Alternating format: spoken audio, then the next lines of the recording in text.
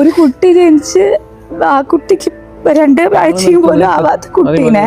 യൂട്യൂബിൽ 5 ലക്ഷത്തിലേറെ സബ്സ്ക്രൈബേഴ്സ് ഉള്ള വിജയ് ദേവിക ദമ്പതികളുടെ വിശേഷങ്ങൾ യൂട്യൂബ് ചാനലിലൂടെ പങ്കുവയ്ക്കുക പതിവാണ്.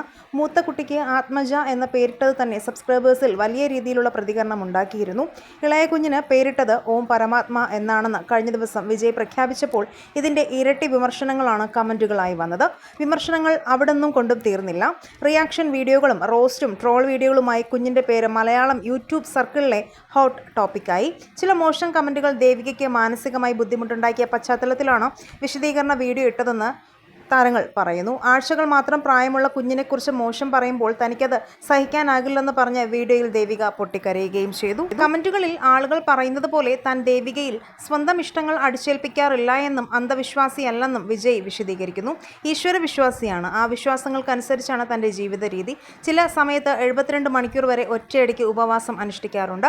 തൻ്റെ വിശ്വാസങ്ങൾക്ക് അനുസരിച്ചുള്ള പേരാണ് മകൾക്കിട്ടത്. ആ പേരിൻ്റെ കരുത്ത് പലർക്കും അറിയില്ല. ആ പേരിനെ കളിയാക്കുന്നത് തന്നെ അപകടകരമാണ്. കുഞ്ഞിനെക്കുറിച്ച് മറ്റാരെക്കാളും കരുതലും ചിന്തയുമുള്ള ആളാണ് താൻ. കുഞ്ഞ് ഭാവിയിൽ കളിയാക്കപ്പെടുമെന്ന് കരുതുന്നില്ല. ഭാര്യയും കുഞ്ഞിനെയും കുറിച്ച് മോശം കമന്റുകൾ ഇടുന്നവർ പരമാവധി അത് ഒഴിവാക്കാൻ ശ്രമിക്കണമെന്നും വിജയ് മാധവ് പറഞ്ഞു. ഈ വിഷയത്തിൽ നിങ്ങളുടെ അഭിപ്രായങ്ങൾ മടിക്കാതെ കമന്റ് ചെയ്യുക. വീഡിയോ ലൈക്ക് ഷെയർ ചെയ്യാനും ചാനൽ സബ്സ്ക്രൈബ് ചെയ്തും സപ്പോർട്ട് ചെയ്യാനും മറക്കല്ലേ ഫ്രണ്ട്സ്.